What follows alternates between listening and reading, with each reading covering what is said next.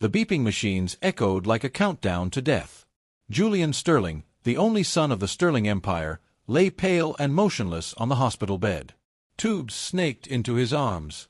Doctors hovered. His breathing was shallow, his pulse weak. His mother, Eleanor, gripped his hand tightly, tears streaming down her flawless face. His father, Lord Gregory Sterling, stood stiff like a man watching an empire crumble. "This isn't medical," the doctor whispered. "We've tried everything. His organs are shutting down. It's as if he's cursed." Gregory turned sharply. "He is cursed. The seer warned us years ago." Eleanor gasped. "You believed that nonsense?" "The curse said Julian would die before his 30th birthday unless he married a woman with a pure heart, one untouched by greed or pride. We mocked it. Now look." Eleanor sobbed. "Then do something." Gregory dialed a number. Moments later, his personal security detail stormed in. "Go," he ordered. "Search the streets. Bring me a beggar woman, young, untouched, humble. No gold diggers. Someone who has nothing but heart." They hesitated. "Sir." "Do it now. Julian has less than a day." As night fell, the winds outside howled like spirits watching from beyond. In a dark alley of the city, a barefoot girl wrapped in torn cloths shivered beside a trash bin, her breath fogging in the cold. She had no name on paper, but the world called her Seraphina. And fate had just chosen her. Seraphina was used to being ignored. People walked past her like she didn't exist. But that night, something changed. A black car with tinted windows stopped near the alley. Several men in suits stepped out. She backed away, afraid. One of them called gently, "Don't be scared. We're not here to hurt you."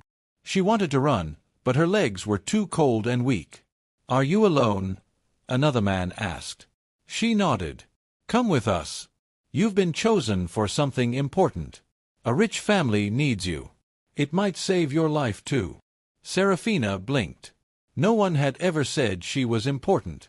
Her lips trembled as she whispered, "Why me? We don't have time. A man's life is at stake."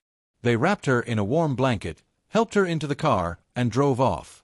Her heart pounded with fear and confusion. Was this a dream or a trap? At the hospital, the guards led her to the private floor. Her bare feet touched marble. Gold framed the walls. Then she saw him, Julian Sterling, unconscious, pale, and dying. Lord Gregory and Eleanor stood by his side. When they saw her, Eleanor gasped in horror. "This is the girl."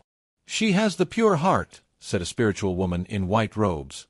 "The curse demands purity." Seraphina stepped closer. Julian stirred faintly, as if her presence pulled him back from death. The wedding had to happen that night, or he would be lost forever. The hospital room transformed into a sacred space. Candles flickered. Incense burned. The spiritual woman, Mama Omalara, stood in the center. Her voice was deep, commanding the presence of unseen forces. Seraphina stood barefoot, trembling in a donated white cloth.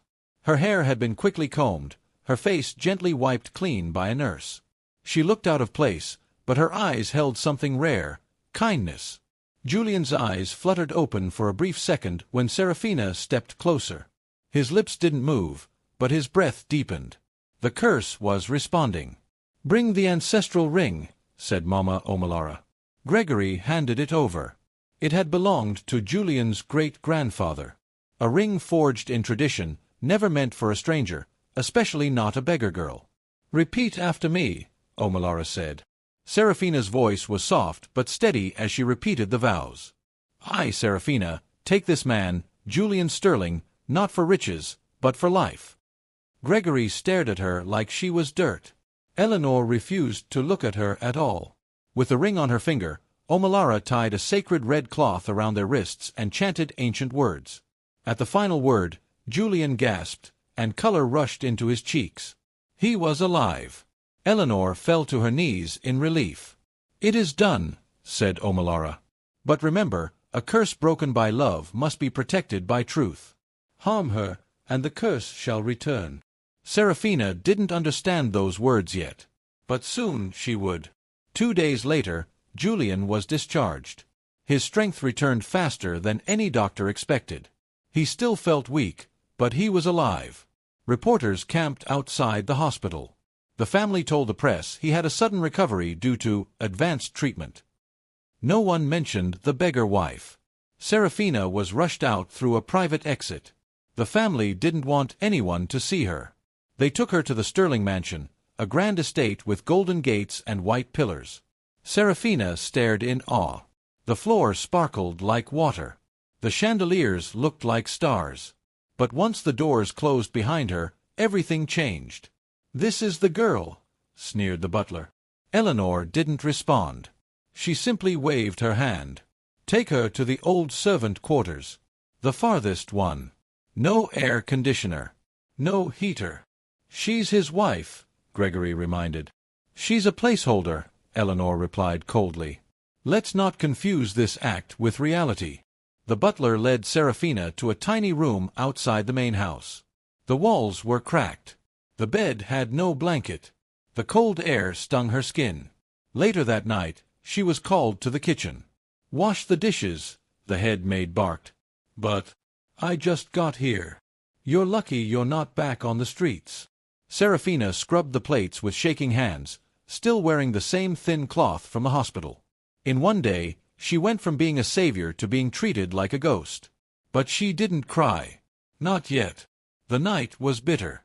Without heat, Seraphina wrapped herself in an old curtain she found behind the door. Her fingers were numb. Her teeth chattered.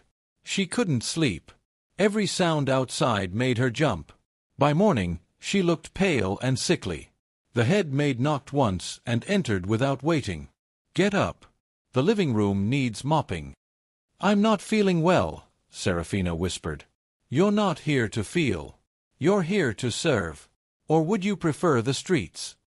Seraphina stood slowly, forcing her sore legs to move. She washed, swept, mopped, and scrubbed. In the afternoon, she saw Julian in the hallway.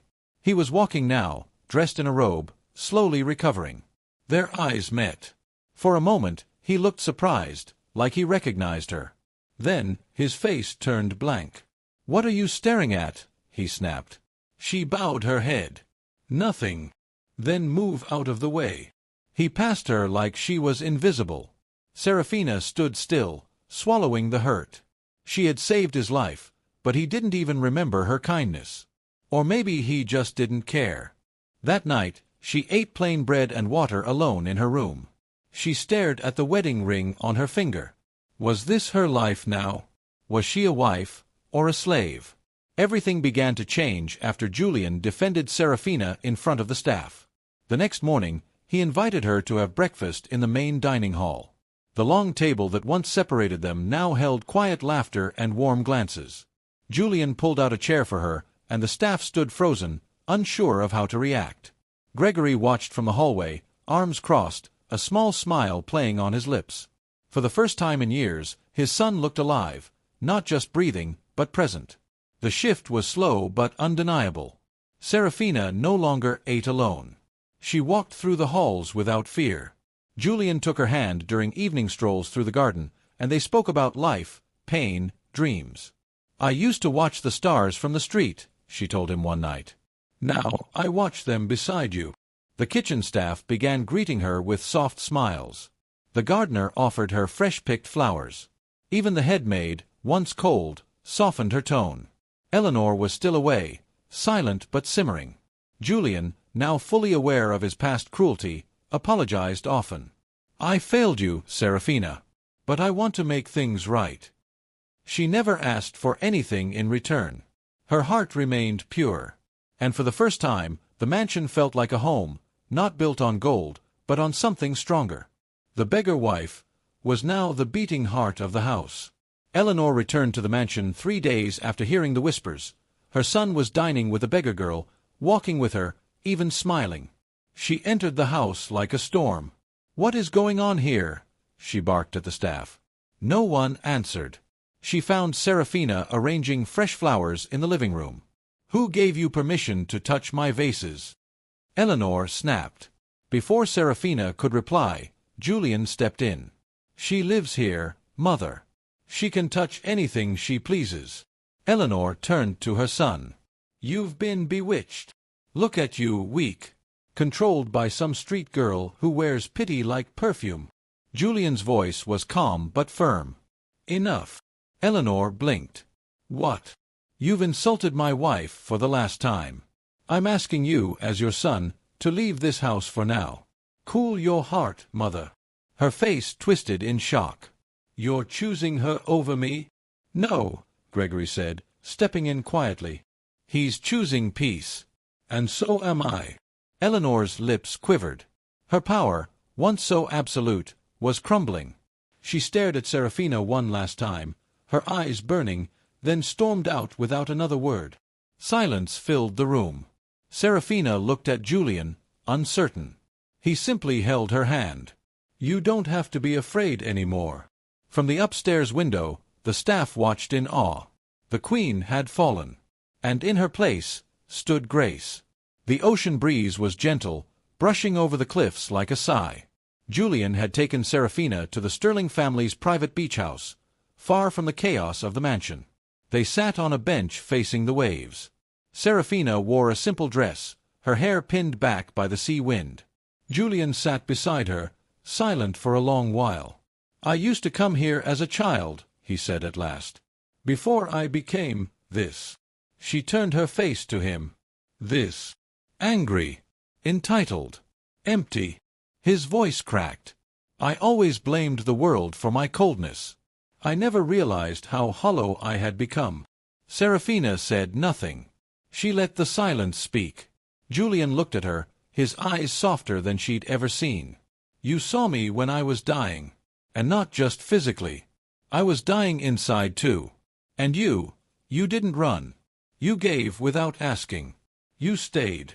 He took her hand gently. Seraphina, I treated you like you were nothing. I let my mother humiliate you. I acted as if your love didn't matter. Her lips trembled. And now I know I don't deserve you. But I want to. I want to learn. To heal. To be the kind of man you don't have to be afraid of. Seraphina's heart ached. Not from pain this time, but from something warm. I forgive you, she whispered. The waves rolled on. That night, for the first time, Julian didn't feel cursed. He felt human. The night Julian collapsed again, the fear returned like a shadow. He had been laughing with Seraphina at the beach house when his chest suddenly tightened. His breath became shallow. He fell to his knees, gripping his shirt as if something inside him was tearing apart. Julian! Seraphina cried, catching him before he hit the floor. By the time the doctor arrived, Julian was unconscious. His skin was cold. The machines beeped in a familiar, terrifying rhythm.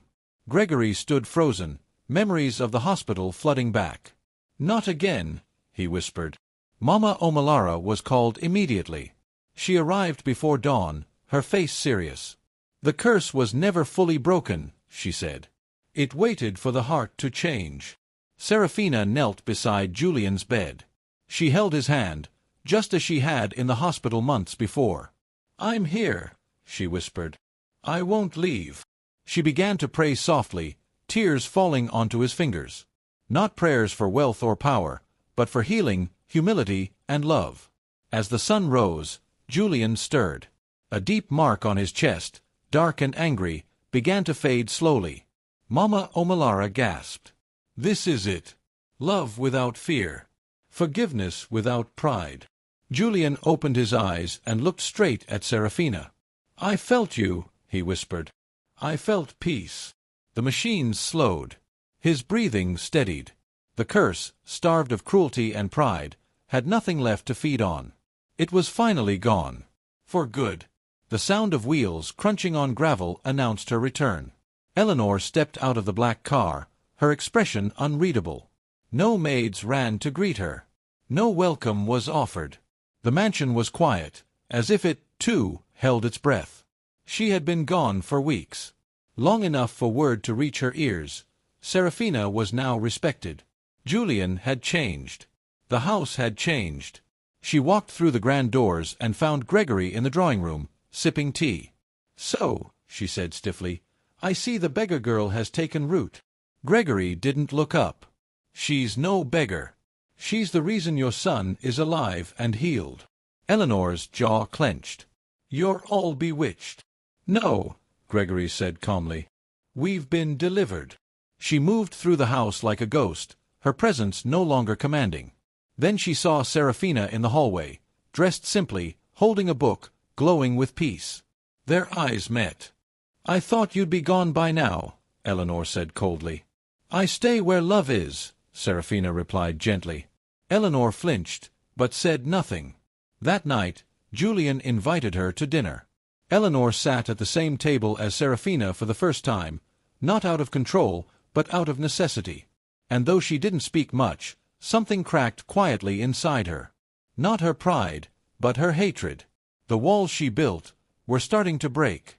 It was a warm Saturday morning when Julian held a press conference outside the Sterling Foundation headquarters. Cameras flashed. Reporters gathered, expecting news of a new business venture or political ambition. What they got instead was something else entirely. Julian stepped up to the podium, calm and sure. "Months ago I nearly died," he began. "Doctors couldn't explain it. But something beyond medicine kept me alive." Gasps rippled through the crowd. "I survived because of one person. A woman with nothing, yet gave everything. She married me not for wealth, not for fame, but because she was asked to help." Seraphina stepped forward. She wore a simple cream dress, her hair braided and adorned with gold beads. Her presence was quiet, but powerful. Reporters murmured. Julian took her hand. "This is my wife, Seraphina Sterling, the woman who saved my life, and taught me how to live." Click, click, click. Cameras couldn't stop. She came from the streets, but her heart has more gold than this entire city. And from today, she will be introduced with honor. Seraphina looked nervous but stood tall. Julian continued, "The Sterling name is no longer just about power, it is about people." Some reporters cried. Others stood in shock. In that moment, Seraphina went from nameless to unforgettable. The beggar bride was no longer hidden. She was the face of grace, and Julian's proudest choice. Despite the attention, the luxury, and the sudden fame, Seraphina remained unchanged. She still woke up early, still watered the plants in the mansion garden, and still whispered prayers for those who had no home. While the world praised her as the bride from the streets, Seraphina's heart stayed rooted in the alleys where she once slept. One afternoon, she approached Julian with an idea. "I want to open a home," she said. "For what?" he asked, sipping tea beside her in the sunroom. "For children like me. Orphans. Street kids. Ones who have been forgotten." Julian nodded slowly. "You want to turn pain into purpose." She smiled. "Exactly." And so, with Julian's full support, the Seraphina Grace home was born. It started with a small house on the edge of the city. Within weeks, it was filled with laughter. Children once covered in dust now playing with crayons, learning their names, eating warm food. Seraphina visited every week, hugging each child, remembering their faces. One day, a little girl tugged at her dress. "Are you a queen?" she asked. Seraphina knelt down and whispered, "No, I'm just someone who remembers what it's like to be cold." Julian watched her from a distance, his heart full. She had everything now, but she never let go of where she came from. And in that, she became more than a wife, more than a survivor. She became a healer. Julian stood on the grand lawn of the Sterling estate, staring at the rows of white chairs, the hanging lanterns, and the golden arch wrapped in fresh jasmine. This time, there were no hospital machines, no whispers of curses, and no spiritual urgency. This time, it was love. He turned to Seraphina, who stood at the top of the steps in a flowing gown made of soft ivory fabric. No diamonds. No heavy jewels. Just a single golden thread in her hair, the same one she wore when she was found on the street. Guests gathered, friends, press, charity leaders, and even the staff who once ignored her. The children from the Seraphina Grace home sat up front, dressed in their best clothes, giggling. Julian smiled as she walked toward him, her bare feet touching the grass. A symbol that she hadn't forgotten where she came from. Gregory gave her away with a proud nod. Eleanor, sitting quietly at the side, wiped a tear from her cheek. "I never imagined this," Seraphina whispered when they met at the altar. "Neither did I," Julian replied. "But I wouldn't change a thing." The priest's words were clear this time. No rushed vows. No spiritual warnings. Just two hearts binding freely. When they kissed, the children cheered, and petals rained from above. The beggar girl had become a bride once before. But today, she became a queen, by choice, by love, by honor. The cries echoed through the grand halls of the Sterling mansion before dawn broke. Julian paced outside the bedroom door, his hands shaking, breath shallow. "Is she okay?" he called out. Inside, Seraphina clung to the sheets, her face drenched in sweat, the midwives working beside her with calm hands and warm voices. "You're almost there," one whispered. "Breathe, my dear. Breathe." Seraphina gritted her teeth, pushing through the pain. Every contraction felt like a wave crashing through her, but she never once screamed. She had known worse pain, in the cold, on the streets, in rejection. This pain, though brutal, had a purpose. Minutes later, a wail broke through the silence, a sharp, beautiful sound. Julian froze. The door opened, and a midwife smiled. "It's a girl." He rushed inside and saw her, tiny, pink-skinned, wrapped in soft cloth. Seraphina looked exhausted but peaceful, the baby resting on her chest. Julian knelt beside them, eyes wet with emotion. "She looks like you," he whispered. Seraphina smiled weakly. "She looks like hope." They named her Nia, which meant purpose. The entire mansion rejoiced. Gregory held the child with trembling hands. Even Eleanor smiled through tears, gently brushing a curl from the baby's forehead. "She will never know the pain you knew," Julian promised Seraphina. "Because of you." And as Nia opened her eyes for the first time, the past melted into something new. The Sterling legacy had changed. Forever. The mansion once known for its cold marble floors and echoing silence now brimmed with warmth. Laughter rang down the halls, not the stiff chuckles of guests, but the sweet giggles of baby Nia and the joyful chatter of children from the Seraphina Grace home, who were now welcome visitors every weekend. Julian often sat in the sunroom, Nia asleep on his chest, watching Seraphina in the garden, tending to her flowers with the same care she once gave to his soul.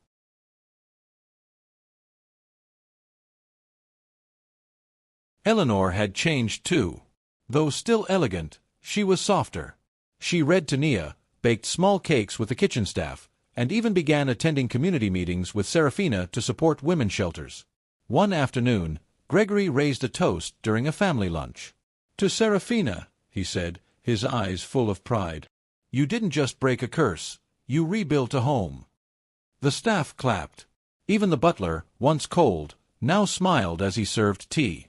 Julian turned to his wife. "You've given this house a heart." Seraphina leaned her head against his shoulder. "It's not just a house anymore. It's a family." And she was right. There were no more secrets. No more locked doors or bitter glances. Only light, love, and the soft hum of peace. For Seraphina, peace wasn't the absence of struggle, it was the reward after surviving it. The beggar bride had become the soul of a legacy. The day was calm. A soft breeze moved through the Sterling estate as the sun set in golden layers across the sky. Seraphina stood on the balcony, baby Nia asleep in her arms. Below, the garden bloomed with color, roses, lilies, and marigolds dancing gently in the wind. Laughter from the children's home echoed faintly in the distance. The scent of fresh bread from the kitchen floated through the air. Julian walked up behind her and wrapped his arms around her waist. "Do you ever think about the alley?" he asked softly. She smiled, remembering the cold pavement beneath her, the torn blanket, the empty stomach, and how a black car changed her fate. "Sometimes," she said. "Not with sadness, but with gratitude. That girl, she brought me here." Julian looked at her. "She saved me, and taught me how to love." They stood in silence for a moment, listening to the wind. "I used to believe power came from control," Julian whispered. "But now I know, it comes from compassion." Seraphina turned to him. "And peace comes from purpose." He smiled. "You were the purpose I never knew I needed."